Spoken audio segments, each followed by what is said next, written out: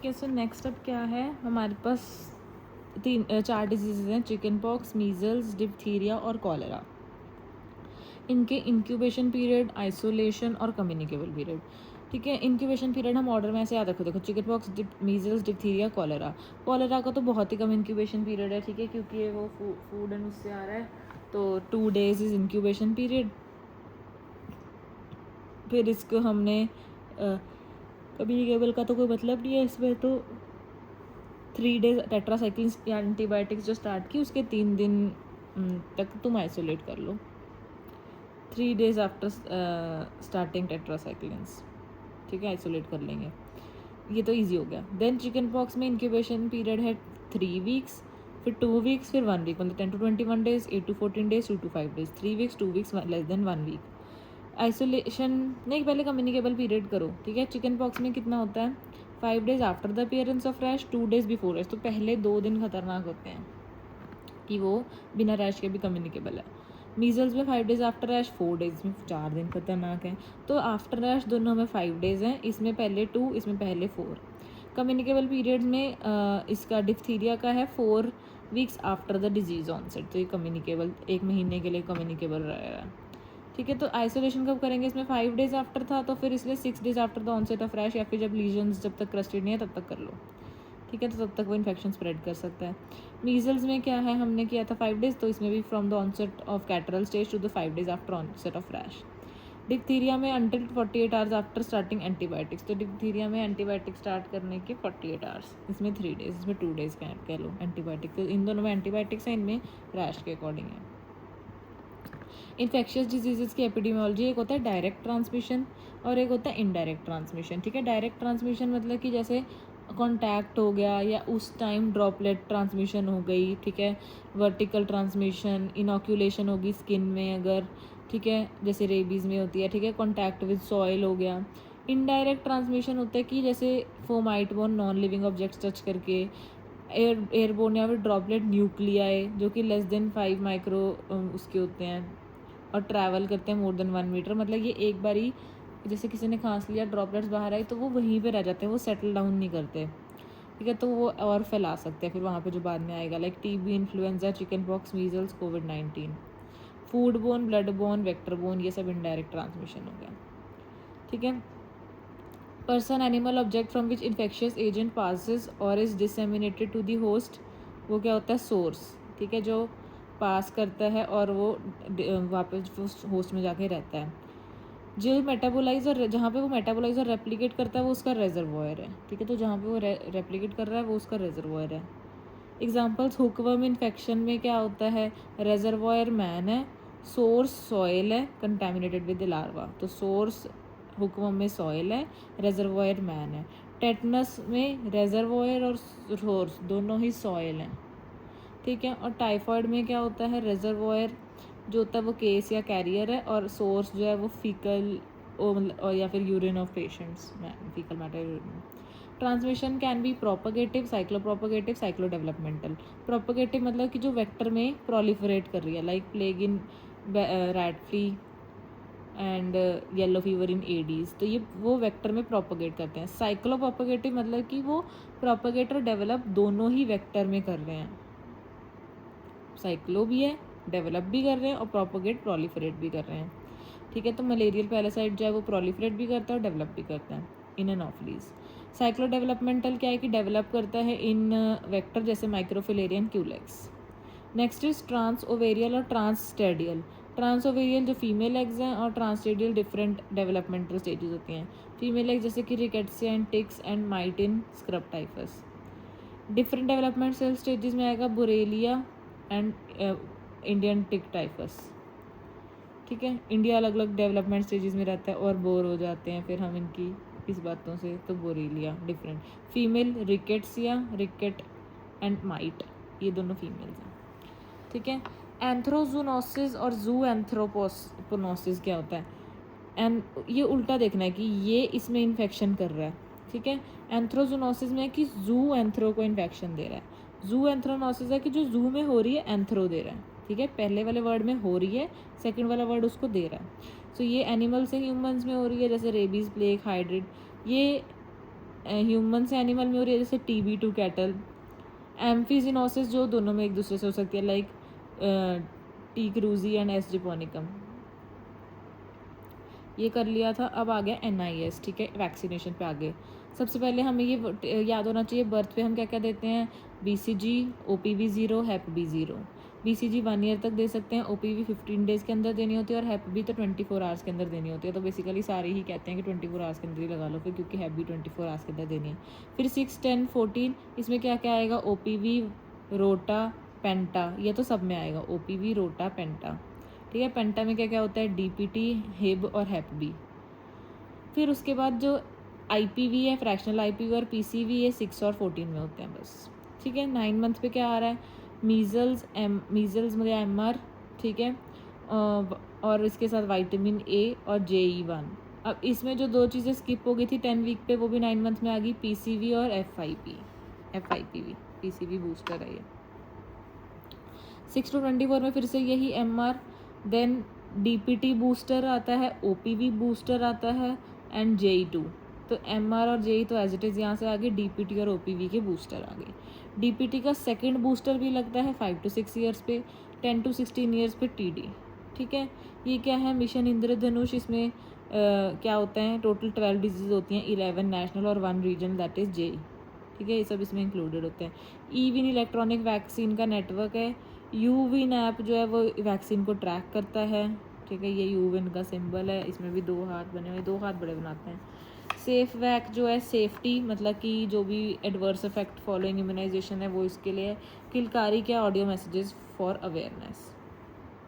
Delayed immunization कब कब दे सकते हैं, जो सारी हैं, BCG, Hep B, IPV, रोटा, पेंटा, PCV 1 ईयर तक दे सकते हैं। तो इसलिए हम इसको याद नहीं करेंगे, हम याद करेंगे 5, 6, 7, फिर उसके बाद 15 और NEH, 5, 6, 7, 15 NEH, ठीक है। इसमें हमने करना है मारो हे DJ ठुमका, ठीक है, 5, 6, 7, 15 NEH। तो मारो में MR, विटामिन A और OPV, ये सब 5 ईयर्स तक दे सकते हैं। हे में हिब 6 साल तक, DJ, DTP और JE 7 और 15, ठुमका दैट इज़ टेटनस टॉक्सॉइड और डिप्थीरिया टॉक्सॉइड, ठीक है। तो ये सब जो है कब कब दे सकते हैं ये हमने कर लिया, ये ऑर्डर याद रखना है, ठीक है। 5, 6, 15 NEH, मारो हे DJ ठुमका, निमोनिक नहीं भूलना।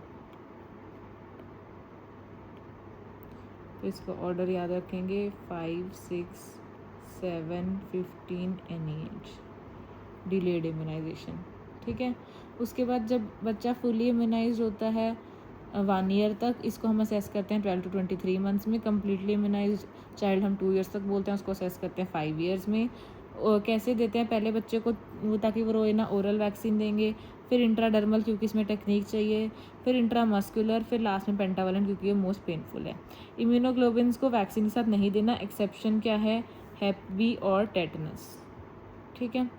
देन अब वैक्सीन कहाँ कहाँ देते हैं, हे IMBJ, IPV, MR, BCG, JE, ऊपर वाली दोनों इंट्राडर्मल, ये दोनों सबक्यूट। JE में जो सबक्यूट वाली है ये लाइव होती है, एक JE किल्ड होती है जो हम लेग में देते हैं, ठीक है, लेफ्ट लेग में। अब इधर क्या आ गया, पेंटा और JE लेफ्ट में, याद रखना ये पेंटा और JE, इस साइड PCV, ये सब IM है जो हम उसमें दे रहे हैं। ओरली वो क्या रहेगा, OPV 2 ड्रॉप्स, रोटा 5 ड्रॉप्स, विटामिन A 1 लाख और 2 लाख इंटरनेशनल यूनिट्स। FIPV, ये जो IPV है ये भी हम इधर ही दे रहे हैं, राइट में ही।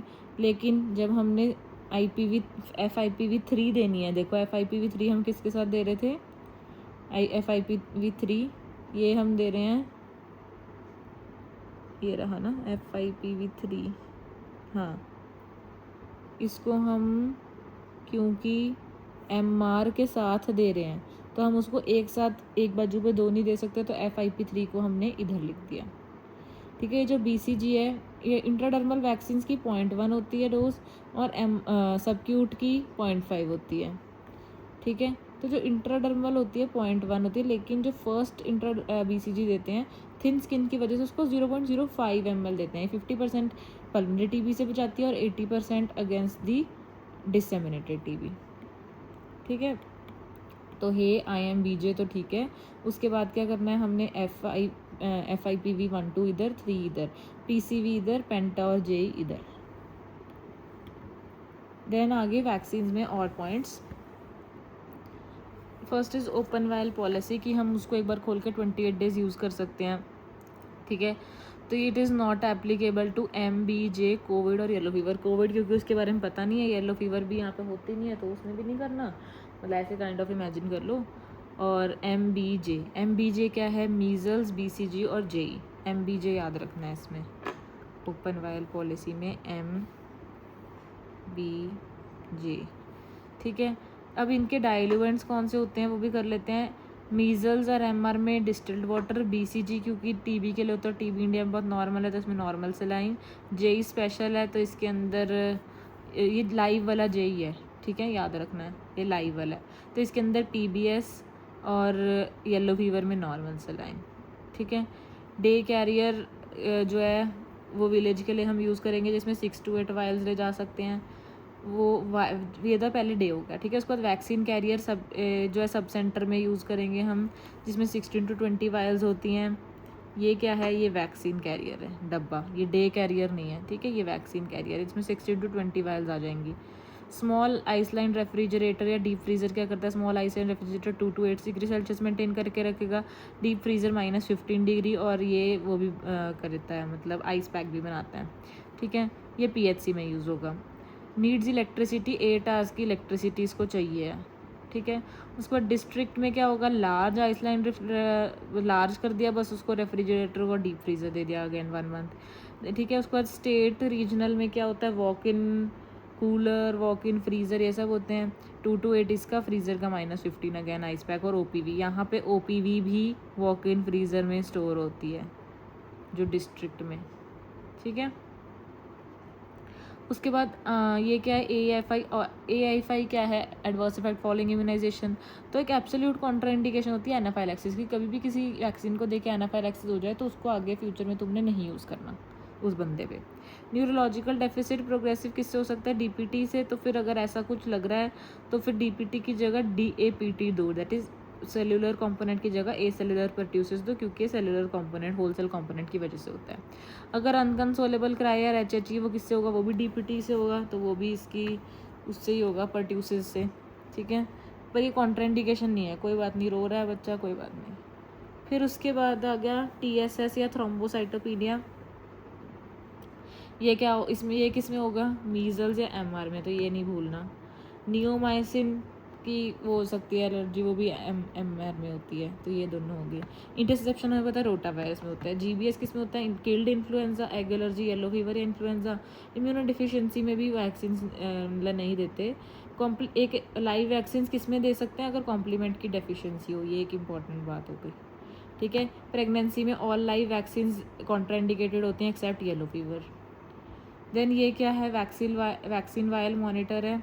इसमें क्या होता है कि इनर स्क्वायर या लाइट होना चाहिए, देन आउटर सर्कल।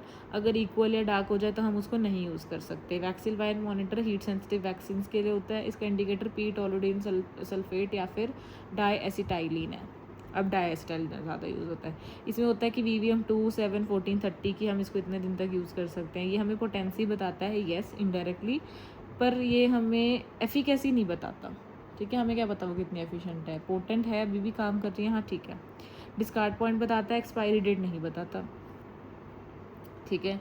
तो ये किसके लिए होता है, जो भी हीट सेंसिटिव वैक्सीन होगी। हीट सेंसिटिव वैक्सीन का निमोनिक है BOM-V, ठीक है। So that is BCG, OPV, MR और वारिसेला ज़ोस्टर वायरस, ठीक है। सो BOM-V हीट सेंसिटिव होती हैं। DPT जो होता है उसके लिए प्रेजर्वेटिव हम यूज़ कर सकते हैं करते हैं थायोमर्सल, और एडजुवेंट यूज़ करते हैं एल्यूमिनियम हाइड्रोक्साइड। एडजुवेंट इम्यूनोजेनेसिटी को बढ़ाता है, एडजुवेंट एक्ट करेगा। और हीट सेंसिटिव वैक्सीन के लिए तो वैक्सीन वायल मॉनिटर था। फ्री सेंसिटिव वैक्सीन के लिए क्या है, शेक टेस्ट करते हैं कि अगर शेक करके फ्लॉक्यूलेशन है तो उसको अभी भी यूज़ कर सकते हैं, अगर सेडिमेंटेशन हो जाए तो उसको नहीं यूज़ कर सकते। फ्री सेंसिटिव कौन सी होती है, HD, HEP-V और DPT, ठीक है। ये है BOM-V, ये है HD। तो अब क्या क्या निमोनिक किए हमने, डिलेड इम्यूनाइजेशन में किया था मारो हे DJ ठुमका, ठीक है। अभी हमने इसमें क्या किया, MBJ, ठीक है, और हमने किया AM ऐसे नहीं लिखते, IMBJ, ठीक है। और अभी हमने एक और क्या किया, बॉम V, और अभी किया HD, ठीक है। तो ये जो फ्रिज है, ठीक है, आइसलैंड रेफ्रिजरेटर, इसमें सबसे ऊपर डाइल्यूएंट्स रखेंगे, इसके सेंटर में इसका हार्ट होता है, TT सेंटर में होता है। नीचे क्या होंगी, हीट सेंसिटिव वैक्सीन, वही बॉम्ब वाली, तो सबसे नीचे OPV, फिर मीजल्स, फिर BCG, ठीक है। और ऊपर क्या होंगी, जो फ्री सेंसिटिव होती हैं, HD, HEPB और DPT, पर इसके बीच में पेंटा भी आ रहा है क्योंकि पेंटा में भी HEP भी है। तो HD में H सबसे ज़्यादा है, तो HEPB, पेंटा, फिर DPT, फिर TT। इसका टेम्परेचर चेक करने के लिए क्या होता है, हमारे पास डायल थर्मोमीटर, ये PHC का MO करेगा 2 times a डे, ठीक है। 2 to 8 डिग्री सेल्सियस होना चाहिए, उसने चेक करके रखना है। देन अभी अगर स्ट्रेन्स, ठीक है, हमारे पास कौन कौन से टाइप्स की वैक्सीन होती हैं, live attenuated, toxoid, recombinant, killed, polysaccharide. Polysaccharide को सब यूनिट वैक्सीन भी बोलते हैं। इसका निमोनिक क्या है, शिवानी, ठीक है। तो इसमें क्या क्या होगा, एस निमोनी, तो pneumococcal, that is PPSV23, PCV13, ठीक है। H से क्या है, हिब, तो वो आ गया हिब। I और V से क्या है, VI, that is typhoid VI होती है ना, टाइफॉइड VI, या फिर टाइफॉइड कॉन्जुगेटेड। जो कॉन्जुगेटेड होती है उसमें क्या होता है, हम ऐड करते हैं प्रोटीन ताकि इम्यूनोजेनिसिटी बढ़े, और इसे हम चिल्ड्रन में देते हैं। तो ये मोर देन 6 months में एक ही डोज देंगे। ये VI वाली मोर देन 2 years में देते हैं, एक डोज का एक बूस्टर भी देते हैं। तो हेल्थ केयर वर्कर में हम ये TCV वाली देते हैं क्योंकि एक ही डोज देनी पड़ती है इसकी, ठीक है। तो ये हो गया टाइफॉइड की बात। एक और टाइफॉइड होती है वैसे, वो होती है लाइव अटेन्यूएटेड, वो 21A वाली, टाइफोरल। चलो, शिवानी, न से क्या है, निजेरिया मेनिंजाइटिस, तो मेनिंगोकोकल वैक्सीन इसमें ACWY देते हैं। इसमें B सब यूनिट नहीं होता, ठीक है। इस क्वेश्चन में आता है कि हेपेटाइटिस तो नहीं है, कि नो हेपेटाइटिस नहीं है, इसमें हिब है, ठीक है। अब उसके बाद आते हैं हमारे पास लाइव अटेन्यूएटेड, नहीं तो पहले ये कर लेते हैं, HEPB क्या है, रिकॉम्बिनेंट DNA वैक्सीन है। टॉक्साइड क्या है, DT, डिप्थीरिया और टेटनस। लाइव अटेन्यूएटेड कौन सी है, पहले किल्ड कर लेते हैं। चलो, कौन कौन किल करता है, रेबी, इसकी जो किल्ड वैक्सीन होती है ना, इसकी इम्यूनोजेनिसिटी थोड़ी कम होती है, तो इसको मल्टीपल डोजेज में देते हैं और इसको एडजुवेंट्स के साथ देते हैं, ठीक है। तो रेबीज़ किल्स, तो रेबीज़ आएगा। कॉलेरा किल्स, क से क हो रहा है, तो कॉलेरा। ये ड्यूकोरल वैक्सीन होती है, डाइज बाय, मतलब मोर देन 2 years में देंगे। इसमें क्या होता है, बाय मतलब 20 सब यूनिट भी होगा साथ में, कॉलेरा 0-1 और 20 सब यूनिट, और इसमें एक बफर देते हैं बाइकार्बोनेट का। तो बाय में क्या क्या आ गया, 2 years, B बाय। शैंचोल और MORCVA वैक्स, मतलब MOR वैक्स, ये जो भी है सारा, ये मोर देन 1 year में देंगे। इसमें 101 और 139 है कॉलरा का। और पर्ट्यूसिस किल्स और JE और IPV, ठीक है। तो ये सारी किल्ड में आ जाएंगी। JE और IPV में मैंने अलग से क्यों लिखा, क्योंकि IPV और JE, मतलब जो IPV है वो तो हमें पता है किल्ड होती है क्योंकि वो Salk killed, Sabin live attenuated, OPV Sabin, ठीक है। सॉक में क आ रहा है तो killed, IPV, OPV Sabin live attenuated. तो ये हो गया। JE जो है वो एक किल्ड भी होती है और लाइव भी होती है। तो नाकायामा, बीजिंग और इंडियन कोलर जेनवैक किल्ड होती है। दूसरी SA 14-14-2 ये लाइव होती है। अब लाइव वाली कर लेते हैं। BCG में स्ट्रेन क्या है, दानिश 1331, M बोविस से होती है। MMR में एडमोस्टन जैग्रेब, पहले उसका है मीजल्स का, मम्स का है जेरिलिन, और रूबेला का है RA27/3। रोटावैक, इसमें रोटारिक्स मोनो या रोटाटेक पेंटा। JE में बता दिया SA 14-14-2 लाइव। टाइफोरल एक है, दैट इज़ TY21A, ये मोर देन 6 years में देंगे। 1357 4 डोजेज दे रहे हैं इसकी, ठीक है। ये एक वाली टाइफॉइड हम बच्चों में दे रहे हैं ना, more than 6 months, more than 2 years, more than 6 years में ये वाली दे रहे हैं अब।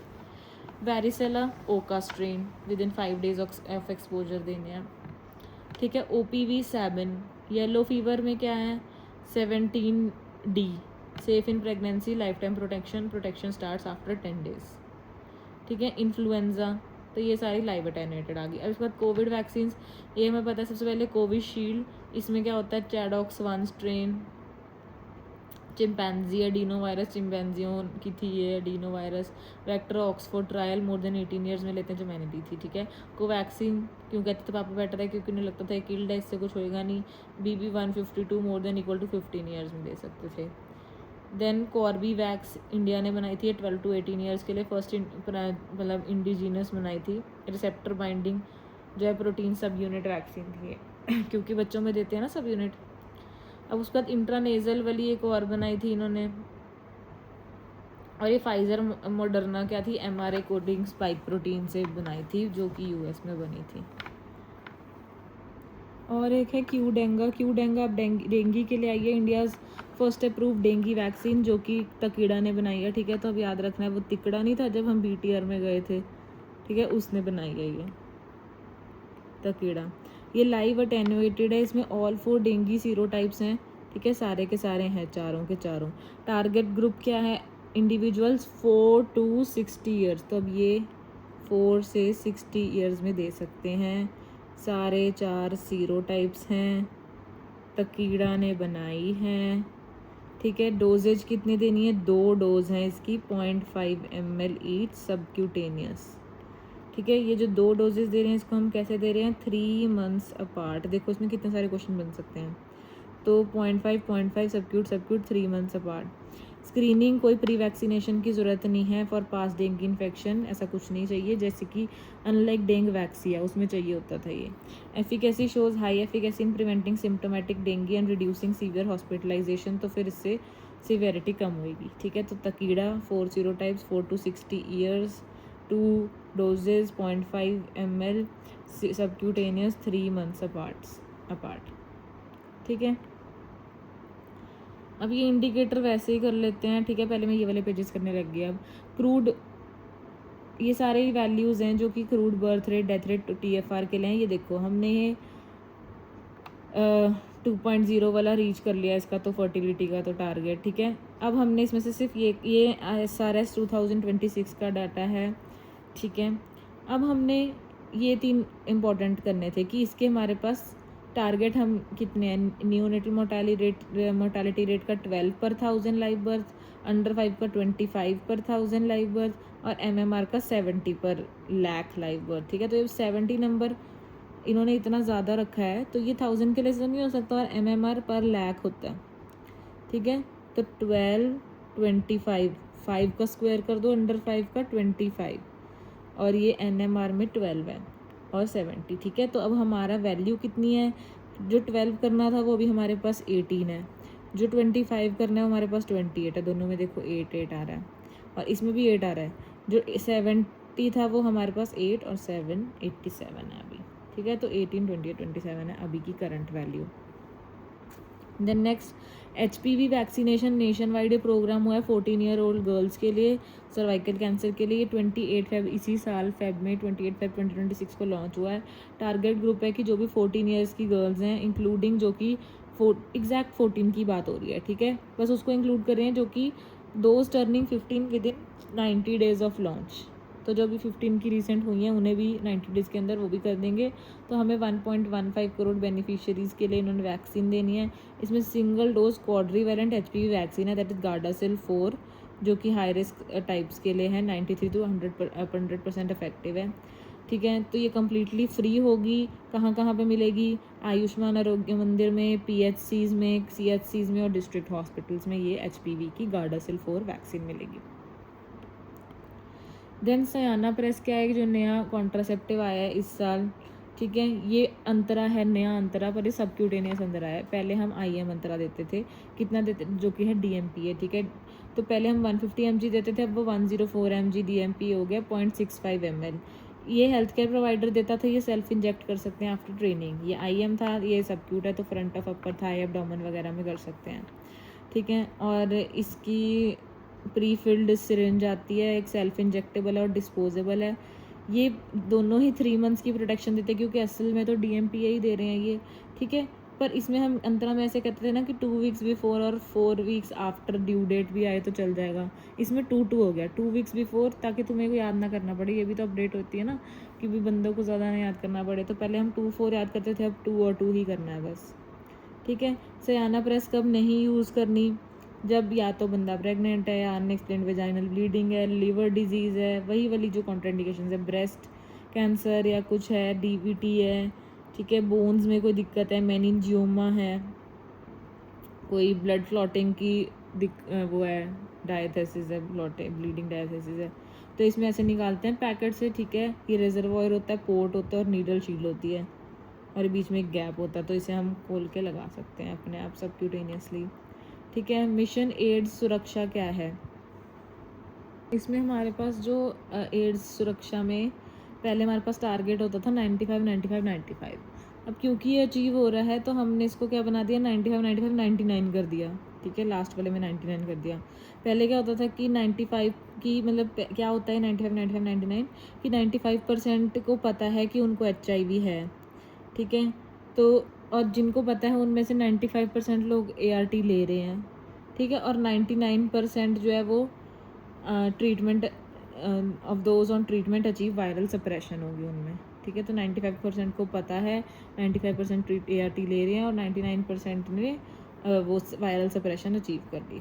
डेडलाइन क्या है? कंप्लीट HIV एपिडेमिक कंट्रोल हो जाना चाहिए by December 1 2027 world AIDS day. World AIDS day December 1 को तक वो कह रहे हैं 2027, मतलब अगले साल तक एड्स ख़त्म हो जाना चाहिए। वाह, मतलब एपिडेमिक तो कंट्रोल हो जाना चाहिए एड्स का, HIV का। डिस्ट्रिक्ट क्लासिफिकेशन टीयर्स क्या है? सुरक्षित प्लस सुरक्षित, सक्षम और संघर्षशील। सुरक्षित प्लस क्या है कि ये हमने 95 95 99 क्राइटेरिया मीट कर लिया और zero mother to child transmission of HIV syphilis hepatitis भी ज़ीरो कर दिया। और इसमें डुअल टेस्टिंग है for pregnant women in the first trimester, तो मैंडेटरी कर दो। तो 3 चीज़ें हैं, एक तो क्राइटेरिया कर लिया, मदर टू चाइल्ड ट्रांसमिशन ख़त्म कर दी इन चीज़ों की, HIV सिफिलिस हेप बी की, और मैंडेटरी डुअल टेस्टिंग कर दी। सुरक्षित क्या है कि अब सारे टारगेट्स, बस सुरक्षित सिर्फ इतना ही है कि हाँ, ये तीनों के तीनों टारगेट तुमने पूरे कर लिए अपने 95 95 99 वाले, तो वो बंदा सुरक्षित है। सुरक्षित प्लस कब है? वो साथ में मदर टू चाइल्ड की बात भी कर रहा है, टेस्टिंग की बात भी कर रहा है, और बढ़ गया आगे। सक्षम क्या है? जिसने अपनी 3 में से 2 टारगेट अचीव कर लिए, 95 95 99 में से 2 टारगेट अचीव कर लिए। संघर्षशील क्या है कि जिसने अभी संघर्ष ही कर रहा है वो बेचारा, एक ही टारगेट अचीव किया उसने, ठीक है। देन स्कॉर्च अपडेट क्या है कि टॉर्च इन्फेक्शंस को अब स्कॉर्च बना दिया है। एस से सबसे पहले ऊपर किसको डाल दिया? सिफिलिस को, क्योंकि इसके राइजिंग कंजेनिटल केसेस बढ़ रहे हैं। तो सिफिलिस, फिर साइटोमेगालोवायरस, फिर others like Zika, Chagas, enterovirus, parvovirus and malaria. तो इसमें सब कुछ ही आ रहे हैं, चागास, एंटेरोवायरस, पार्वोवायरस, मलेरिया, ठीक है। रूबेला, R से रूबेला, T से टॉक्सो, C से चिकन पॉक्स आ गया, 2 C है ना, तो एक साइटोमेगालो एक चिकन पॉक्स है। H से HSV। PCR फॉर इन्फेंट हम किससे करते हैं? हमें पता है सिक्रीशन से करते हैं, मोर सबसे पहले तो कोई सलाइवा या यूरिन से, फिर ब्लड से, फिर स्किन से, फिर उसके बाद मतलब ये ज़्यादा प्रेफर्ड होता है, ठीक है। फिर प्लेसेंटा की इवैल्यूएशन कर सकते हो। लेप्रेसी इरेडिकेशन में क्या कि 2005 में लेप्रेसी एलिमिनेट तो होएगी थी, अब उन्होंने कहा अगले साल जैसे HIV को ख़त्म कर रहे हैं ये, तो वैसे मतलब एपिडेमिक को ख़त्म कर रहे हैं, HIV को तो कह रहे हो अगले साल इरेडिकेट ही कर दो 2027 में, ठीक है। तो guidelines for Asha based surveillance क्या होती है कि आशा बेस्ड सर्विलेंस है कि उसने ढूंढना है लेप्रेसी के सस्पेक्ट्स को, ये लेप्रेसी का लोगो होता है, ठीक है। अब इसका पर्पस क्या है? कवर्स वेज मतलब wage loss for patients under, कोई फ्री रिकन्स्ट्रक्टिव सर्जरी मिलेगी पेशेंट्स को जिन्होंने अपनी लेप्रेसी इंड्यूस्ड डिफॉर्मिटी को सही कराना है, तो उन्हें फ्री सर्जरी कराई जाएगी। उसके साथ ही ये उन्हीं के लिए जो कि रिकन्स्ट्रक्टिव सर्जरी करा रहे हैं, मतलब, ठीक है। सपोर्ट सिस्टम ये क्या है कि उनको एक्स्ट्रा 12,000 रुपये भी दे जाएंगे। देखो, फ्री सर्जरी तो करा रहे हैं और 12,000 एक्स्ट्रा अलाउंस दे रहे हैं, किस चीज़ के लिए? मतलब एक तो वो डायग्नोसिस भी करा के दे रहे हैं, पूरी उनको मल्टी ड्रग थेरेपी फ्री दे रहे हैं, फॉलोअप केयर करा रहे हैं, उनको मल्टी सेलुलर रबर फुटवेयर दे रहे हैं फ्री ऑफ कॉस्ट, तो सब कुछ फ्री दे रहे हैं और 12,000 भी दे रहे हैं और सर्जरी भी करा रहे हैं। लेप्रेसी इरेडिकेशन इनको चाहिए बस 2027 तक, जिसमें प्रेवलेंस लेस देन 1/10 के पॉपुलेशन हो, new case detection less than 10 पर 1 लाख हो, है ना, 90% से ज़्यादा क्योर हो जाए और ग्रेड 2 डिसेबिलिटी लेस देन 1 पर 10 लाख हो जाए। ग्रेड 2 डिसेबिलिटी लेस देन 1 पर 10 लाख हो जाए, न्यू केस लेस देन 10 पर 1 लाख हो जाए, उल्टा ही है। फिर उसके बाद WHO DST ये टीबी के लिए है, पर अभी जैसे टीबी का टॉपिक पढ़ेंगे तो उसमें ही आएगा, पर मैं फिर भी एक बार बता देती हूँ कि ये जो नया आया है ये एनटीपी ने नहीं शुरू किया, तो this is not followed by NTP, ये सिर्फ WHO की नया आया है। पर अगर उन्हें क्वेश्चन में स्पेसिफिकली WHO पूछा तो ये करना है।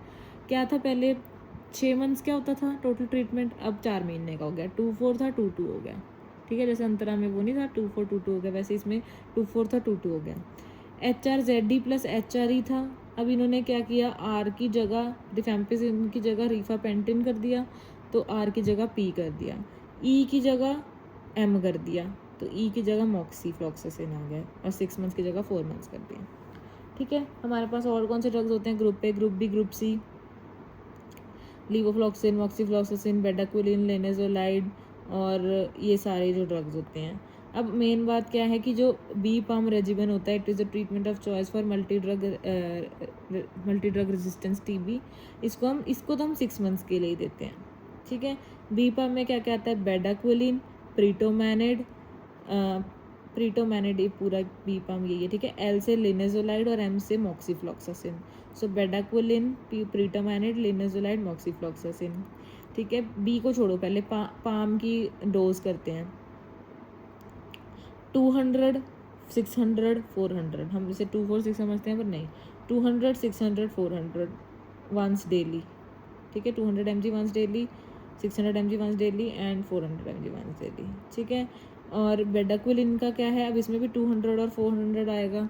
इसमें था पहले तो वो ज़्यादा डोज दे रहे थे, ठीक है, 400 mg once per day for first 2 weeks के लिए, ठीक है। फिर उसके बाद 200 mg दे रहे हैं 3 टाइम्स अ वीक, हर हफ्ते दे रहे हैं 3 टाइम्स पर वीक, ठीक है। तो थोड़ा सा कॉम्प्लेक्स है पर याद होना चाहिए। ये सारे बेडाक्विलिन, प्रीटोमैनिड, मॉक्सीफ्लॉक्सासिन ये क्यूटी प्रोलॉन्गेशन कराते हैं। लिनेजोलाइड क्या कराता है, प्लेटलेट कम कराता है, सिरोटनिन ये सब हम उसमें करेंगे, टीवी में करेंगे, इसको छोड़ेंगे। Who can get adult BCG vaccine, कौन ले सकता है, जिनको जो those who have been treated for TB in last past 5 years, close contact हैं, अगर 60 ईयर्स से अबव हैं, रिपोर्ट डायबिटीज़ हैं, स्मोकर्स हैं, BMI 18 से कम है, मतलब उनके अंदर वेट लॉस कितना ज़्यादा है, तो इन सबको BCG वैक्सीन मिल सकती है। तो 18 से कम BMI, स्मोकर, डायबिटीज़, 60 से ज़्यादा एज, पास्ट 5 ईयर में टीबी हुआ, या फिर क्लोज कॉन्टैक्ट रह चुके हैं टीबी पेशेंट के 2 ईयर्स से, ठीक है। अब ये वाले 2 पेज कर लेते हैं, मेरे हैंड रिटन में वैसे पीछे वाले पेजेस पढ़े हैं, बट चलो वो थोड़े से ऐसे सही है, पहले ये कर लेते हैं, ठीक है। Quarantine period of yellow fever कितना होता है, 6 days।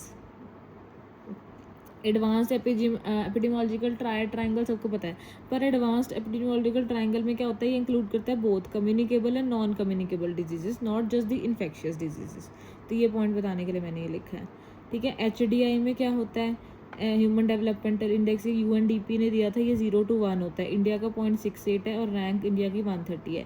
इसमें क्या क्या जो जो हमें चीज़ें ज़रूरी चाहिए अपनी डेवलपमेंट के लिए, जैसे कि नॉलेज, तो इसमें आएगा मीन और expected years of schooling, income, GNP per capita, और लाइफ एक्सपेक्टेंसी एट बर्थ, ठीक है। PQLI क्या होता है, physical quality of life index, ठीक है। तो LI से याद रखना है लिटरेसी रेट, IMR और लाइफ एक्सपेक्टेंसी एट 1 year, ये WHO ने दिया था।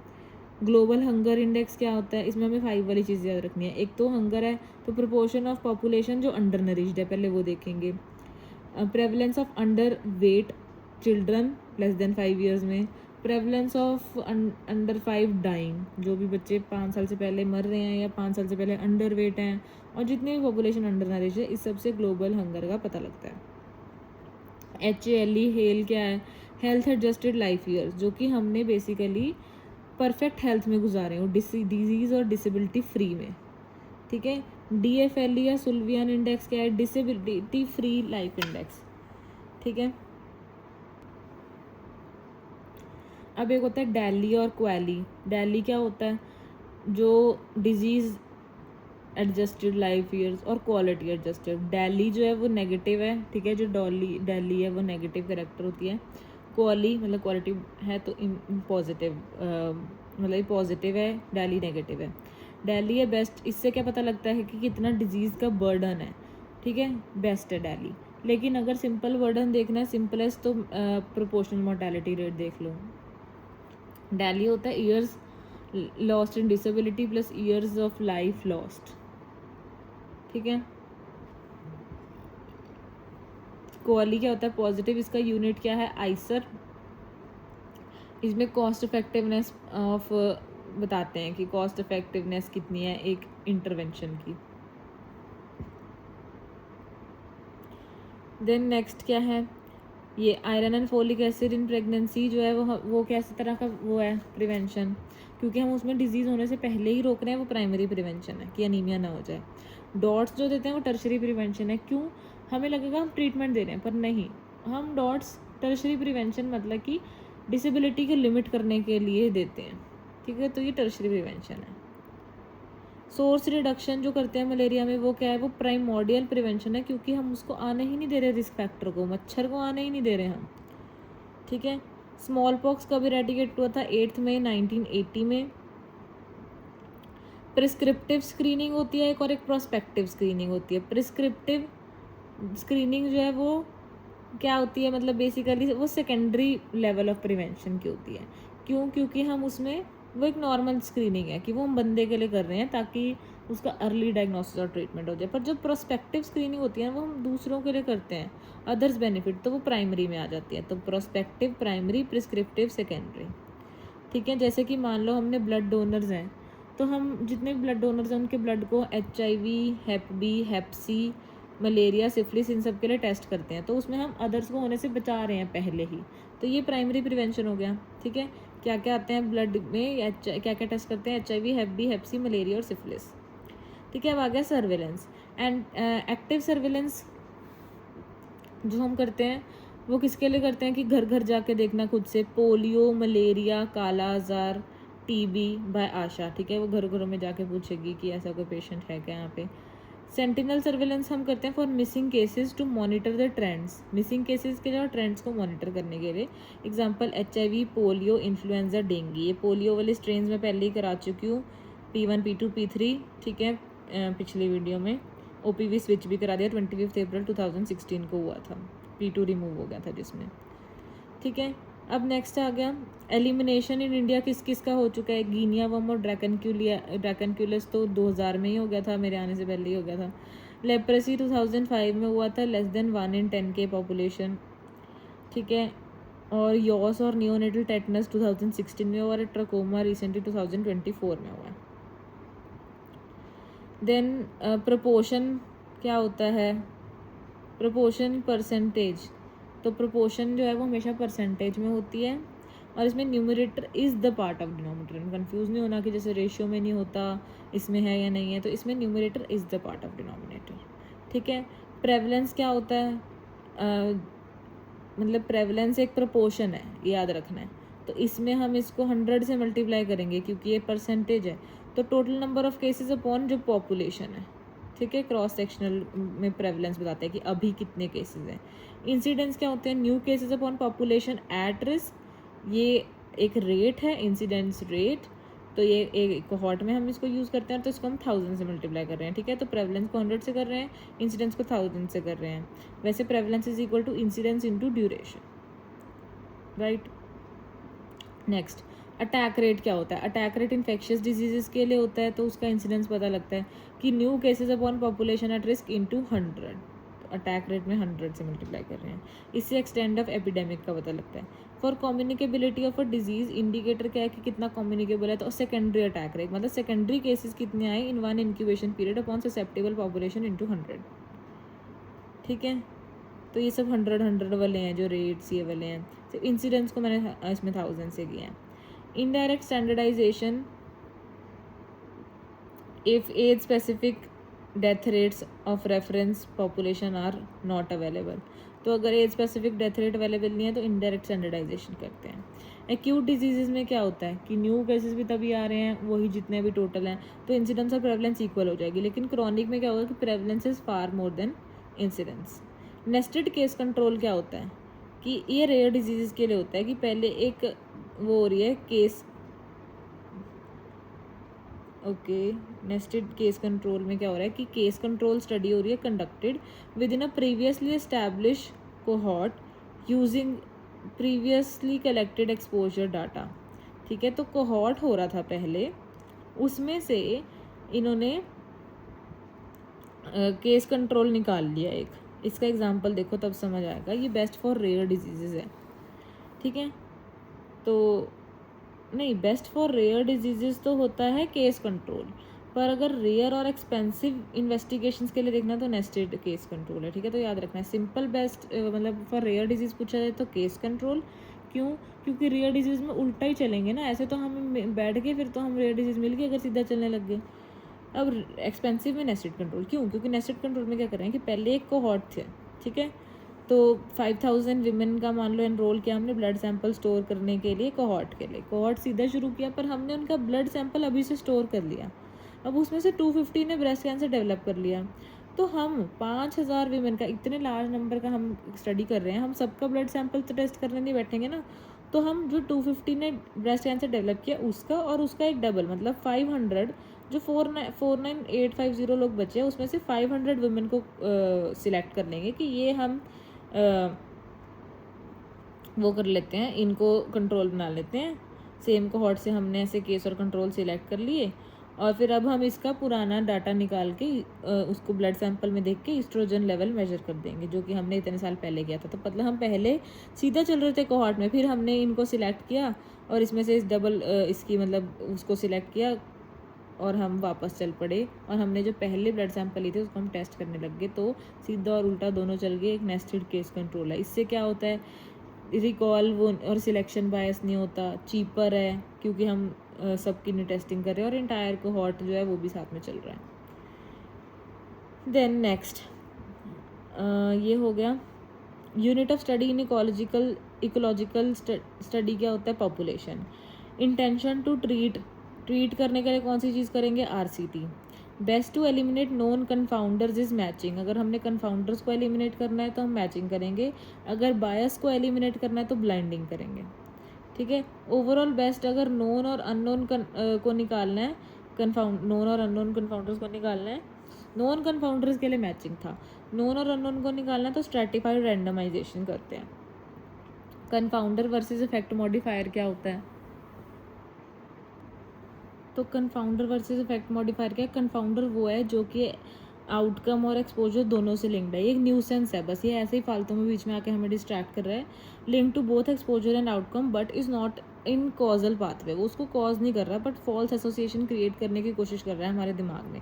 जैसे स्मोकिंग और लंग कैंसर के बीच में कॉफ़ी, ठीक है, हमें लगेगा कॉफ़ी से लंग कैंसर, बट नहीं, जो बंदे कॉफ़ी पीते हैं वो ज़्यादा स्मोक करने की टेंडेंसी रहती है तो उनको लंग कैंसर होता है। तो ये बीच में बस फालतू में आ रहा है, तो इसे हमें कंट्रोल करना चाहिए कि भाई इसे बंद करो तभी हमारी स्टडी सही चलेगी। इफेक्ट मॉडिफायर क्या है, ये एक इफेक्ट मॉडिफायर एक ट्रू बायोलॉजिकल फिनोमेना होता है, not a bias which changes the strength और direction of association between exposure and outcome. इसके आने से सच में एक रिजल्ट में फ़र्क आता है, उसकी कॉजेशन में फ़र्क आता है, या तो वो उसका एम्पलीट्यूड बढ़ जाता है या फिर उसकी डायरेक्शन बदल जाती है। ठीक है, तो स्ट्रेंथ बढ़ सकती है। जैसे स्मोकिंग और से लंग कैंसर हो रहा था, बीच में अगर एस्बेस्टोसिस का भी है तुम्हें एक्सपोजर तो लंग कैंसर ज़्यादा होगा। तो ये वाली चीज़ें हमें रिपोर्ट करनी चाहिए, इन्हें तो कंट्रोल करना चाहिए।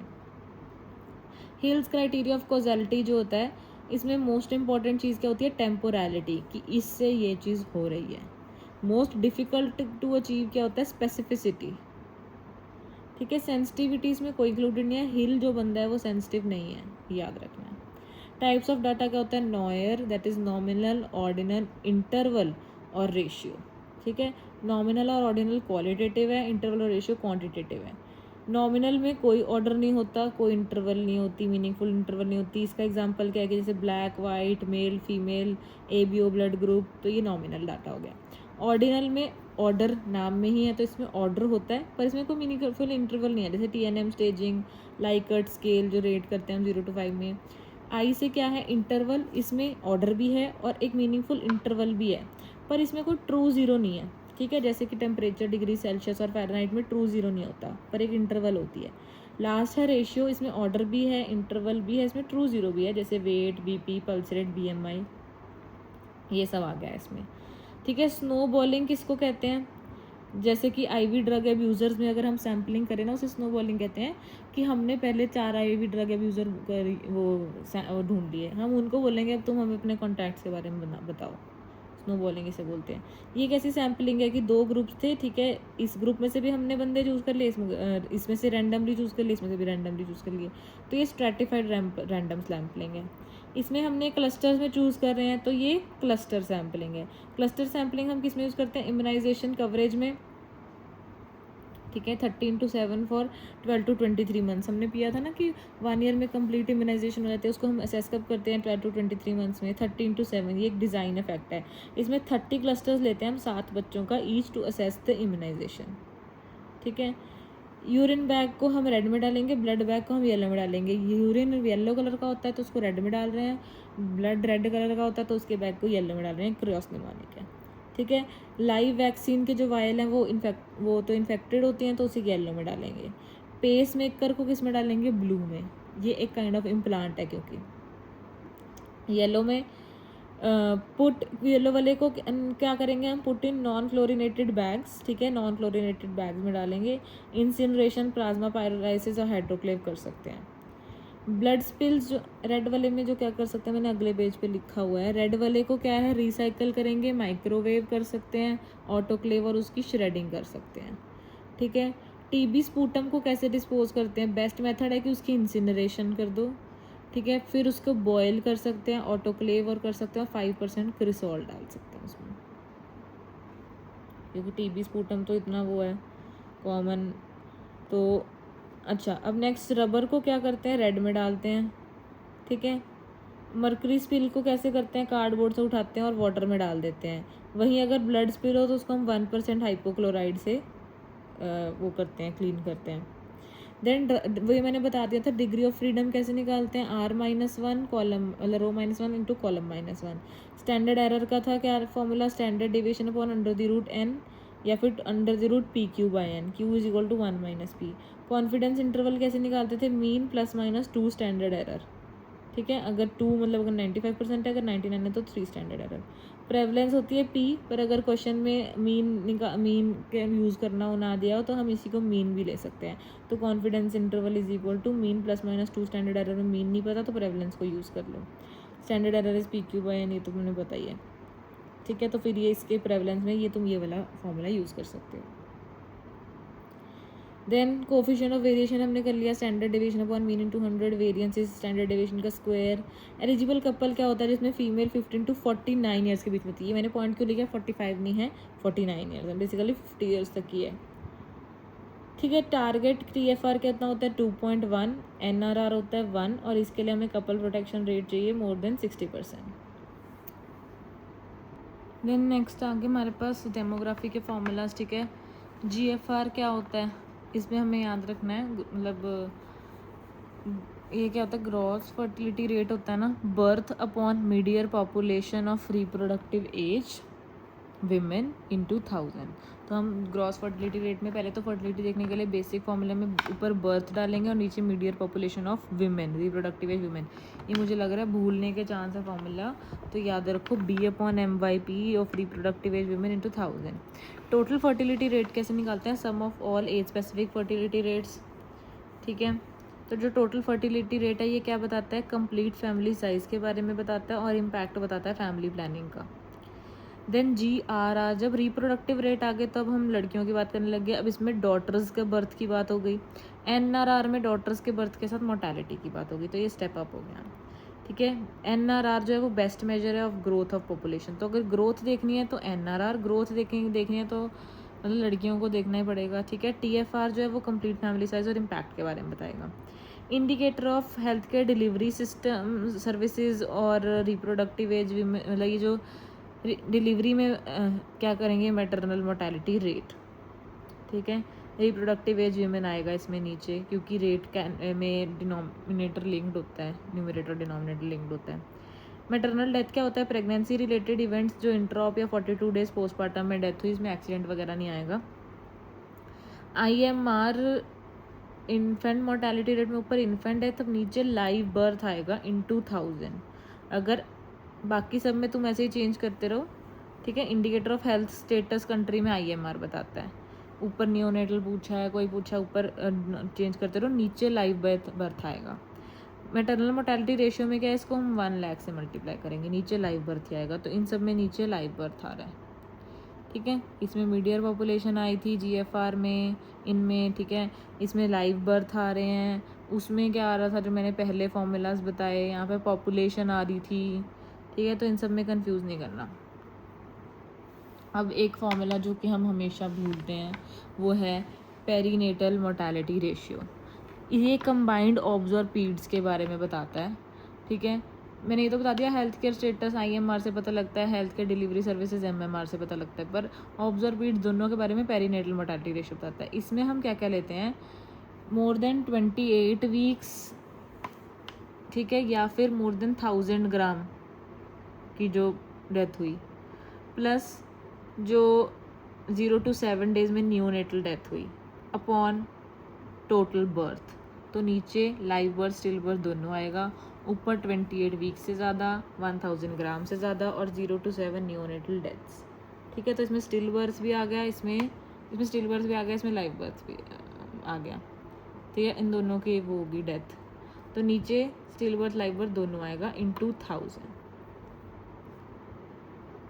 डन। उसके बाद एंडेमिक क्या होता है कि वहाँ पे कोई कांस्टेंट लेवल पे है डिजीज़। हाइपर एंडेमिक मतलब वहाँ पे वो लेवल ज़्यादा है ऑल एज ग्रुप में। होलो एंडेमिक मतलब चिल्ड्रन में ज़्यादा है। टिप ऑफ आइसबर्ग जो है वो किस में नहीं दिखता, MTR में नहीं, MTR फॉलो नहीं करता इसको। मीजल्स, टेटनस और रेबीज़। रूबेला का प्लस माइनस है, R से रेबीज़ है इसमें, ठीक है। ये अब इसके बारे में मैंने बता दिया। अब ये वाली क्या थी, इंटरक्वार्टाइल रेंज मैंने बता दी थी। ये क्या है, विस्कर और उसका था ना, विस्कर और बॉक्स प्लॉट था। तो इसमें Q3, ये Q2 तो बीच में होता है मीडियन, Q3 माइनस Q1 करेंगे तो इंटरक्वार्टाइल रेंज का पता लगता है, इससे डिस्पर्जन का पता लगता है, ठीक है। कुर्टोसिस क्या बताता है, स्क्यूनेस। जेड स्कोर क्या होता है, x minus x bar upon standard deviation, ठीक है। तो एक्स ये मैंने करा हुआ है वैसे पहले भी। तो स्टैंडर्ड प्रिसीजन ज़्यादा होगी, स्टैंडर्ड एरर कम होगा। सैम्पल साइज ज़्यादा होगी तो प्रिसीजन ज़्यादा होगी। तो नैरो कॉन्फिडेंस इंटरवल होगा, पावर ज़्यादा होगी। वेब ऑफ कॉर्जेशन किसने बताया था, मैकमोहन और पुग ने, ठीक है। बायस क्या होता है, सिस्टमेटिक एरर, इससे एक्यूरेसी कम होती है। रैंडम एरर जो होता है उससे प्रिसीजन कम होती है, ये भी हम कर चुके हैं। ट्रू वैल्यू जो है वो क्या होती है, measured plus random error plus systematic error. तो जब हमने मेजर्ड वैल्यू में रैंडम और सिस्टमेटिक एरर दोनों मिला दिए तो हमें ट्रू वैल्यू का पता चलता है, ठीक है। विटामिन ए की क्या ऐसे देते हैं, वैक्सीनेशन फर्स्ट डोज देते हैं एट 9 months, ठीक है, जिसमें हम क्या देंगे 1 लाख इंटरनेशनल यूनिट्स, ठीक है। फिर उसके बाद सेकेंड डोज देते हैं 16 months पे 2 लाख इंटरनेशनल यूनिट्स पे। अब 5 साल तक हर 6 महीने तक विटामिन ए देते रहेंगे। तो टोटल हम देते हैं 9 डोजेज और टोटल 17 लाख इंटरनेशनल यूनिट हम बच्चे को दे देते हैं। तो 9 मंथ पे, फिर 16 मंथ पे, फिर हर 6 महीने देते रहेंगे। पहली डोज 1 लाख, बाकी 2 लाख, टोटल 17 लाख, ठीक है। अब उसके बाद आ गया रेबीज़, ठीक है। रेबीज़ में क्या होता है, पोस्ट एक्सपोजर प्रोफाइलैक्सिस देना। तो हम कैटेगरीज में डिवाइड करते हैं, कैटेगरी 1, 2, 3। 1 में कुछ खास नहीं करना, पोस्ट एक्सपोजर प्रोफाइलैक्सिस नहीं देनी। 2 वो है जिसमें मतलब थोड़ा बहुत हुआ है पर ब्लीडिंग नहीं हुई, ठीक है। तो उसमें हम क्या करेंगे कि दे देंगे वैक्सीन और लोकल ट्रीटमेंट कर देंगे वुंड का। वहाँ आते थे लोग थोड़ी बहुत ही वुंड पे भी, तो हम दे देते थे वैक्सीन, क्योंकि रेबीज़ की तो वैक्सीन तो देनी ही पड़ेगी ना, तो लोकल ट्रीटमेंट भी करेंगे। पर अगर वो ब्लीड कर गया तो हमने वैक्सीन के साथ, लोकल ट्रीटमेंट के साथ इम्यूनोग्लोबिन भी देना है। इम्यूनोग्लोबिन रेबीज़ का एक ह्यूमन हो सकता है, इक्वाइन हो सकता है। ह्यूमन है तो 20 इंटरनेशनल यूनिट पर केजी, इक्वाइन है तो 40 इंटरनेशनल यूनिट पर KG. It is given by local infiltration, most of the wound के आसपास देंगे, ठीक है, लोकली। रेस्ट IM दे देंगे, IV कभी नहीं देंगे, और विद इन 7 days देना है, वंस इन अ लाइफ ही देना है इम्यूनोग्लोबिन, ठीक है। पोस्ट एक्सपोजर प्रोफाइलैक्सिस कैसे देते हैं, मॉडिफाइड थाई क्रॉस जो हम यहाँ यूज़ करते होते थे CHC में, 037 28 days पे इंट्राडर्मल 2 डोजेज। एक होता है ईसन जो 037 और साथ में 14 भी है, साथ में 28 डेज के, इसे हम IM देते हैं 1 डोज, ठीक है। अब नेक्स्ट आ गया टेटनस। इसमें all wounds receive surgical toilet, ठीक है। ऑब्वियसली सर्जिकली तो सब, मतलब वो बेसिक जो वहाँ धोना ये सब करना बेसिक तो सबने करना है। इसमें कैटेगरीज होती है ABC, इसमें क्या थी 1 2 3, इसमें है ABC, ABCD, D तक है, ठीक है। ए क्या है, लेस देन 5 ईयर्स में अगर उसने टेटनस की वो लिया हुआ है सारा कुछ, तो फिर अब कुछ नहीं करना। बी मतलब 5 to 10 ईयर्स के बीच में हो गया है टाइम, तो टॉक्सोइड का एक डोज दे दो। सी में क्या है कि मोर देन 10 ईयर्स हो गए, अब तो क्या ही है, अब हम देखेंगे कि ये मतलब गुड है या बैड है इसका, ठीक है। तो अगर तो सही है, मतलब इतनी ज़्यादा इंजरी नहीं है, तो फिर हम टॉक्सोइड का एक ही डोज दे देंगे। पर अगर बेकार, सेम दे देंगे ना टॉक्सोइड, पर अगर बेकार है तो इम्यूनोग्लोबिन भी दे देंगे। अगर अननोन स्टेटस है तो हमें पूरा कंप्लीट कोर्स देना पड़ेगा टॉक्सोइड का, और अगर अभी भी बेकार है तो इम्यूनोग्लोबिन। तो जब भी बेकार है साथ में इम्यूनोग्लोबिन देना ही है, ठीक है। सी में बस एक टॉक्सोइड का एक डोज दे रहे थे, डी में क्योंकि अननोन स्टेटस है तो टॉक्सोइड का कंप्लीट डोज दे रहे हैं। WHO MGRS ग्रोथ चार्ट जो होता है, नॉर्मल ग्रोथ चार्ट, उसमें ग्रीन येलो रेड तीन वो होते हैं parts. Green is road to health +2 to -2 standard deviation. Yellow is mild to moderate malnutrition -2 standard deviation to -3 standard deviation, इसमें home based management होती है। Red severe malnutrition <3 standard deviation, ये CHC में refer होता है बंदा, ठीक है। आयोडीन में क्या होता है, कितने आयोडीन चाहिए चाइल्ड को, 90 माइक्रोग्राम पर DL, ठीक है। पता है चाइल्ड वाला था 90 नविश वाला, और एडल्ट में कशिश 150 माइक्रोग्राम पर DL, तो दोनों के रोल नंबर्स हो गए, ठीक है। प्रेगनेंसी और लैक्टेशन में 250 और 280।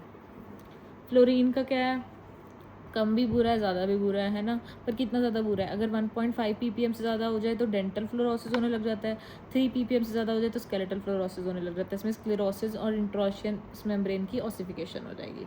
इसको प्रिवेंट कैसे करते हैं, नालगोंडा टेक्निक से नीरी, जिसमें लैब यूज़ करते हैं हम। लैब क्या है, लाइम, एलम और ब्लीच, नालगोंडा टेक्निक नीरी, ठीक है। लिमिटिंग अमाइनो एसिड्स कौन से होते हैं, सीरियल में हमें याद रखना है, सीरियल्स हम थाली में खाते हैं, सीरियल देखेंगे हाथ में खाना होएगा, थाली होएगी उसमें सीरियल खा रहे होंगे, तो सीरियल में थाली, दैट इज़ थ्रियोनिन और लाइसिन।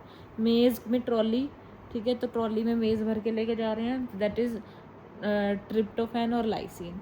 पल्स में PCM, सिस्टीन और मिथ्योनिन, ये लिमिटेड होते हैं, ठीक है। और प्रोटीन रिक्वायरमेंट कितनी होती है, 0.8 ग्राम पर kg। Best for protein quality DIAAS, PD, CS, NPU, ठीक है। तो ये सब हो गया। और अब ये कर लेते हैं, BPL बिलो पॉवर्टी लाइन कैसे पता लगता है, कि अगर रूरल में बंदे को 2400 किलो कैलोरी पर डे से अगर कम मिल जाए तो वो बिलो पॉवर्टी लाइन है, और अर्बन में अगर बंदे को 2100 किलो कैलोरी पर डे से कम मिल रहा हो तो फिर वो है बिलो पॉवर्टी लाइन, क्योंकि अर्बन में महंगा होता है ना खाना, तो इसलिए वो कम खरीदेगा, तो इसमें 21 कम दिया हुआ है। 10 Feb और 10 अगस्त डी वार्मिंग डेज होते हैं, अल्बेंडाजोल देते हैं, इनमें हम एडल्ट में 400 mg, चिल्ड्रन में 200 mg। अनीमिया मुक्त भारत में डोजेज हमें पता होनी चाहिए क्या होती हैं, 20, 45, 60, 100, 400, 500, ठीक है। आयरन और फोलेट की 20, 45, 60 mg में और माइक्रोग्राम में है, 20, 45, 60, 100, 400, 500। ये वाली पहली वाली जो है वो 6 मंथ्स टू 5 ईयर्स में, दैट इज़ 59 मंथ्स में होगी। देन 5 ईयर टू 9 ईयर के बच्चों में 45 और 400 है, और 60 और 500 किस में, एडोलेसेंट, लैक्टेटिंग, प्रेग्नेंट, हर एक चीज़ में अब यही है, ठीक है। ये वाली मैंने विप्स में अलग कराई थी, 60 और 500 नहीं थी, 100 और 500 थी, याद रखना। अनीमिया मुक्त भारत पहले 6/6 था, अब 7x7x7 हो गया, 6x6x6 से 7x7x7 हो गया, आई मीन, ठीक है। अब इसमें 7th बेनिफिशियरी कौन है, 0 to 6 मंथ्स का low birth weight baby. 7th intervention क्या है, eating right, that is promotion of locally available iron rich food and diet diversification. 7th institutional mechanism क्या है, कि digital framework for monitoring through T4, T3 से T4 कर दिया है, test treat talk के साथ ट्रैक भी ऐड कर दिया है, कि अब तुम ट्रैक करोगे इनकी जो भी है अनीमिया को, ठीक है। और रेफरेंस BMI, जो रेफरेंस मेल और फीमेल की हम बात करते हैं, तो रेफरेंस BMI कितना होता है, 18.5 से 22.9, 18.5 से 22.9, 19 to 39 ईयर्स हम उनकी एज लेते हैं। मेल का वेट 65 होगा, फीमेल का वेट 55 होता है। मेल में 177 सेंटीमीटर हाइट, फीमेल में 162 सेंटीमीटर। सीडेंटरी, मॉडरेट और हैवी में कैसे करना है, लाइफस्टाइल अगर हो, ठीक है, तो मेल में ज़्यादा होगा, ठीक है, तो इसमें 21, 27 और 3400, 2100, 2700, 3400। फीमेल में कैसे करना है, हमने 21, 27 को एक एक स्टेप कम करके लिख दिया, और इसमें ऊपर इसका हाफ करके लिख दिया, 34 का हाफ 1700, ठीक है। ये हो गया सारा कुछ। अब क्या रह गया, ये ल्यूमिनस इंटेंसिटी की यूनिट क्या है, कैंडेला। फ्लक्स की है ल्यूमन, इल्यूमिनेंस की लक्स है, तो ये वो है क्रॉस निमोनिक्स। फ्लक्स का लक्स नीचे आएगा, इल्यूमिनेंस में ल्यूमन ऊपर आएगा, तो ये क्रॉस निमोनिक है। ठीक है। इलेक्ट्रॉन फैमिली क्या होती है, जिसमें बस हस्बैंड और वाइफ होता है। जॉइंट फैमिली जिसमें more than equal to 2 couples होते हैं, मेल्स रिलेटेड बाय ब्लड होते हैं, और एक शेयर्ड किचन भी होती है। न्यू फैमिली उसको बोलते हैं जो less than equal to 10 years ही हुए हैं अभी उसको बने हुए। कुप्पुस्वामी स्केल हम अर्बन में यूज़ करते हैं, उदयपारिक रूरल में यूज़ करते हैं। जहाँ मैं जाती थी वो अर्बन ही एरिया था, ठीक है, इसलिए हम उस पर कुप्पुस्वामी कर रहे हैं। उसमें हम क्या क्या देखते, वो उसका स्कोर 3 से 29 के बीच में हो सकता है। उसमें हम इनकम, ऑक्यूपेशन और education of head of family देखेंगे। और क्राउड, मॉब और हर्ड में क्या फ़र्क है। क्राउड है कि बस वो सारे जैसे कॉन्सर्ट में चले गए, बंदे इकट्ठे हो गए, ज़रूरी नहीं है कि वो सेम, उनका कोई लीडर है या कोई सेम चीज़ करना चाहते हैं, ठीक है। मॉब है जिनका एक लीडर है। हर्ड क्या है कि लीडर तो है, अब उसको फॉलो भी करेंगे। देन स्ट्रिंजेंट कस्टम्स को बोलते हैं मोर्स। फोक वेज क्या होते हैं, right way of doing things according to place और कल्चर की, हमारे यहाँ तो ऐसा ही होता है, वो फोक वेज है, ठीक है। अब जन भागीदारी और जन चेतना कैंपेनिंग जो है वो डीनॉर्मलाइज करते हैं अनीमिया को, ठीक है। RBS के 2.0 अब आ गया है, जो कि मैंने बताया 4D से 38 डिजीज़ हो गए हैं। पहले 0 to 2 ईयर्स का कवर करता था, अब 0 to 6 ईयर्स को कवर करता है। Places for screening of 4Ds क्या है कि बर्थ टू 6 वीक्स वालों को ये डिलीवरी पॉइंट्स पे देखेंगे, 6 वीक्स टू 6 ईयर्स वालों को आंगनवाड़ी सेंटर में, और फिर बाद में 18 ईयर्स तक स्कूल्स में, ठीक है।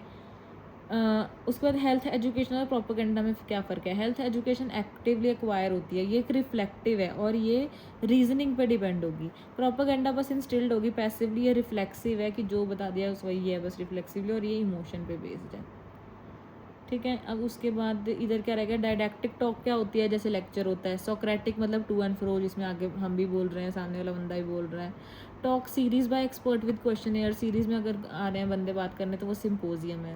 अगर सामने 4 से 8 एक्सपर्ट बैठ गए in front of audience with Q&A तो उसे पैनल डिस्कशन बोलते हैं। 6 to 12 पीपल डिस्कसिंग में हम फोकस ग्रुप डिस्कशन बोलते हैं उसको। डेल्फी मेथड क्या होता है कि एक्सपर्ट्स हैं, उन्होंने अनोनिमसली पहले उसको करा, फिर उसके बाद क्वेश्चन किए और उसके बाद उसे फॉलोअप करा। एडॉप्शन मॉडल में क्या आता है, पहले अवेयरनेस, फिर मोटिवेशन, फिर एक्शन। पहले पता लगेगा, फिर हम मोटिवेट होंगे और हम उस पर काम करेंगे।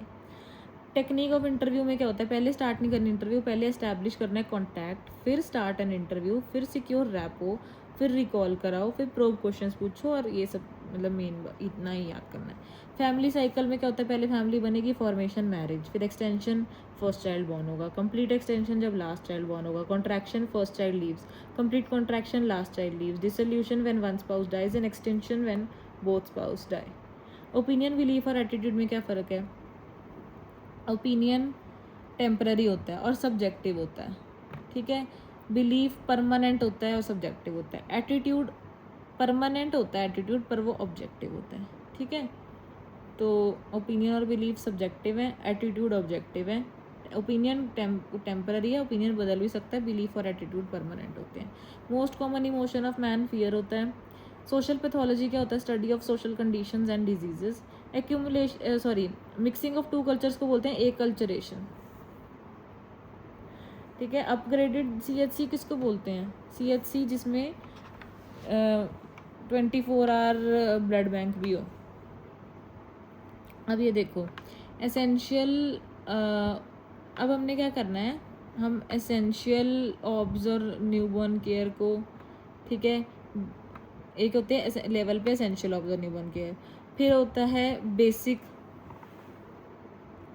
ठीक है। सो एसेंशियल मैं ही कह रही थी कि एसेंशियल ऑब्स और न्यूबॉर्न केयर होती है, वो हमें कहाँ मिलती है, PHC में, ठीक है। उसमें क्या होता है, न्यूबॉर्न का एक केयर कॉर्नर बना होता है, ठीक है, वहाँ रजिस्ट्रेशन होगी, पोस्टनेटल केयर होगी और न्यूबॉर्न की केयर होगी। फिर हमें चाहिए बेसिक इमरजेंसी जहाँ पे मिले ऑब्स एंड न्यूबॉर्न केयर, वो जहाँ पे न्यूबॉर्न का एक स्टेबलाइजेशन यूनिट हो, तो वो कहाँ मिलती है, फर्स्ट रेफरल यूनिट CHC में। यहाँ पे antibiotics, oxytocin, anti epileptics, manual removal of placenta, MVA, MTP है ना, वैक्यूम, और NRP, ये सब चीज़ें हो जाती हैं यहाँ पे। उसके बाद आते हैं डिस्ट्रिक्ट हॉस्पिटल, वहाँ पे हमें क्या मिलेगा, कॉम्प्रिहेंसिव इमरजेंसी ऑब्स्टेट्रिक और न्यूबॉर्न केयर। उसमें SNC होता है, मतलब स्पेशल न्यूबॉर्न केयर यूनिट होता है फॉर अनस्टेबल न्यूबॉर्न्स, जहाँ हम सर्जरी और C-सेक्शन भी करा सकते हैं।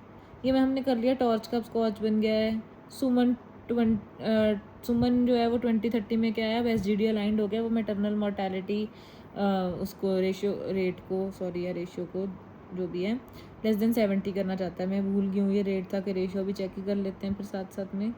ये रहा रेशियो है, मैटरनल मोर्टेलिटी रेशियो को <70 करना चाहता है अब सुमन भी, ठीक है, साथ में सुमन भी करना चाहती है, पर लाख बाय 2030। खुशी AI चैटबॉट है ई संगीनी TB अवेयरनेस के लिए। TB डे कब होता है? 24 मार्च को वर्ल्ड TB डे होता है। देन ये हो गया सारा का सारा। So this is done. अब हमारे जो पीछे पेजेस रह गए हैं वो कर लेते हैं। न्यूट्रिशन से स्टार्ट कर लेते हैं। हाँ, यहाँ से RDA क्या होती है? जो 97% पॉपुलेशन की डेली डाइटरी रिक्वायरमेंट को पूरी करे, वो रेकमेंडेड डाइटरी अलाउंस RDA है। प्रूडेंट डाइट क्या होती है? वो WHO एक्सपर्ट कमेटी ने बनाई है।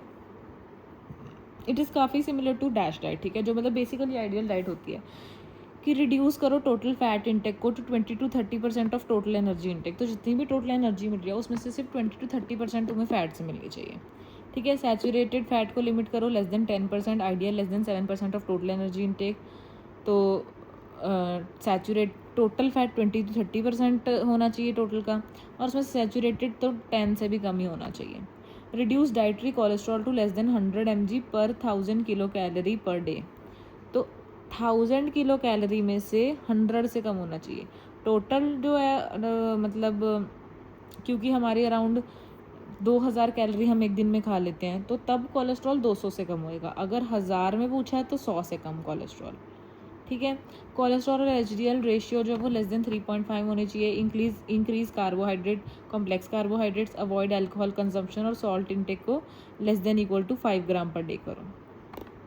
ये क्या है? वो FSSAI, ये इंटरनेशनल हो गया, ये ब्यूरो वाला जो भी है, ठीक है, ये सब लोगों को पता होना चाहिए। अब ये है सिस्टोलिक BP रिडक्शन। अगर तो हम मॉडरेशन ऑफ अल्कोहल कंजम्पशन करते हैं तो 2 to 4 mmHg BP कम होता है सिस्टोलिक। फिजिकल एक्टिविटी करेंगे 4 to 9 mmHg कम हो जाएगा, ठीक है, अराउंड 5 mmHg कम हो गया। अब मान लो जैसे बंदे का BP आया 140 mmHg, ठीक है, अगर वो अल्कोहल छोड़ेगा क्या होएगा? 138 आने लग जाएगा, या 137 आ गया, चलो मान लो, ठीक है। अगर उसने फिजिकल एक्टिविटी करी, अब उसका अराउंड 132 130 ऐसे का हो गया BP, ठीक है। अगर वो डाइटरी सोडियम रिडक्शन <= 100 मिली इक्विवेलेंट पर डे कर दे, ठीक है, तो नमक कम कर दे, तो भी उसका इतना ही है कि मतलब 130 के अराउंड हो जाएगा। पर अगर वो डैश डाइट या पूरी डाइट अडॉप्ट कर ले तो फिर उसका 125 के अराउंड हो सकता है, ठीक है। अगर वो अपना वेट रिडक्शन कर ले, 10 kg वेट कम कर ले, तो उसका 140 से BP 120 भी हो सकता है, ठीक है। तो ऑर्डर सबसे ज़्यादा इफेक्ट होता है वेट रिड्यूस करने का, फिर डैश डाइट अपनाने का, फिर नमक कम करो, ठीक है। तो अब हम पापा को क्या एडवाइस करते हैं घर पे कि क्या करो? सबसे पहले अपना वेट रिड्यूस करो, ठीक है, उसके बाद अच्छी डाइट लो उसके लिए, फिर उसके बाद नमक कम करो, फिजिकल एक्टिविटी करो और अल्कोहल ना पियो। इसी ऑर्डर में हम घर में पापा को बोलते हैं कि ये सब चीज़ें हमने करनी है। देन इन्वायरमेंट, इसमें ये क्या होता है? हेरॉक्स सेपरेटस, ठीक है। इसमें ये हमें इंपॉर्टेंट बात याद रखनी है कि ये क्या करता है? क्लोरीन डिमांड के बारे में बताता है, वाटर में कितनी क्लोरीन डिमांड है। तो जिस नंबर ऑफ जार में कलर चेंज होगा वो N होगा, उसको हम 2 से मल्टीप्लाई करेंगे। N × 2 ग्राम इतनी क्लोरीन चाहिए 455 लीटर वाटर को मतलब वो करने के लिए, इतना अमाउंट ऑफ ब्लीचिंग पाउडर चाहिए इसको वो हमें वो करने के लिए, डिसइंफेक्ट करने के लिए, ठीक है। तो ब्लीचिंग पाउडर में डिसइंफेक्टिंग एक्शन किसका होता है? HOCl का। कॉन्टैक्ट पीरियड कितना रखना होता है? 1 hour. Residual level drinking water में कितना क्लोरीन रह जाता है? 0.5 ppm। Post disaster 0.7 ppm। Swimming pool में 1 ppm, और टू किल साइक्लोप्स हमें चाहिए 2 ppm। तो 0.5 0.7 1 2।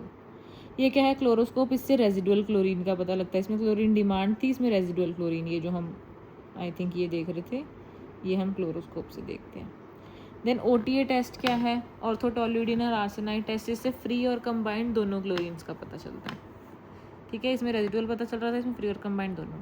हार्डनेस ऑफ वाटर जो है वो टेम्पररी हार्डनेस बाइकार्ब की वजह से होती है, कैल्शियम एंड मैग्नीशियम की बाइकार्ब की वजह से, परमानेंट बाकी सब की वजह से, sulphate, chloride, nitride, phosphate. Maximum hardness 150 ppm पर mg/dl है, ठीक है। 150 मेरी हार्डनेस मैक्सिमम होगी, वाह ये तो आयरन ही होगी। बैक्टीरियोलॉजिकल इंडिकेटर्स क्या होते हैं, best test to confirm fecal contamination E coli है, रीसेंट कंटेमिनेशन फीकल स्ट्रेप और रिमोट कंटेमिनेशन क्लॉस्ट्रीडियम परफरेंजेंस है। इकोलाई के लिए इजकमैन टेस्ट होता है। काटा थर्मोमीटर क्या करता है, काले के कुत्ते ने काटा क्योंकि वो बंदा स्लो वेलोसिटी में चल रहा था, तो ये रेड कलर का होगा। ये लो एयर वेलोसिटी, मतलब एयर वेलोसिटी के बारे में बताएगा, लो एयर वेलोसिटी, और ये फिर उसके बाद हम उसके ऊपर ठंडा पानी डालेंगे जहाँ कुत्ते ने काटा, तो कूलिंग पावर ऑफ एयर बताता है, ठीक है। ये क्या है, ये ग्लोब या बल्ब है, ये ग्लोब या बल्ब थर्मोमीटर ही हो गया काइंड ऑफ। ये रेडिएंट हीट इफेक्टिव टेम्परेचर बताता है बिकॉज ऑफ एयर, ठीक है। स्लिंग साइकोमीटर क्या बताता है, ह्यूमिडिटी, और एक और चीज़ क्या ह्यूमिडिटी बताता है, ये dry and wet bulb thermometer ये ह्यूमिडिटी बताता है थर्मोमीटर पर ही ह्यूमिडिटी बताएगा, ठीक है। एशमैन साइकोमीटर ब्लू कलर का होता है, ये भी ह्यूमिडिटी बताएगा। एनीमोमीटर विंड वेलोसिटी बताता है। अब हार्डनेस के बारे में हमने क्या बात की थी कि ये हार्डनेस 200 to 500 mg/लीटर, पता नहीं क्यों लिखा है मैंने ये। रिमूवल कैसे करते हैं इसका, बेस एक्स के परम्यूटेड मेथड से रिमूव होती है हार्डनेस। लैंगलियर सैचुरेशन इंडेक्स क्या होता है, इसमें क्या क्या होता है, pH, TDS total dissolve solute और हार्डनेस ऑफ वाटर। तो लैंगलियर सैचुरेशन इंडेक्स में क्या क्या होगा, pH, टोटल डिजॉल्व और hardness of water. Water bone, water based और वाटर वॉश वाटर रिलेटेड, ये सब क्या है, वाटर बोन जो फीकल ओरल से आया, फीको ओरल से आया, जैसे डायरिया, टाइफॉइड, हेप ई। वाटर बेस्ड शिस्टोसोमा, ड्रैकनक्यूलियासिस जो कि इंटरमीडिएट होस्ट होते हैं, वो बेस्ड होते हैं लाइक, ठीक है, साइक्लोप्स।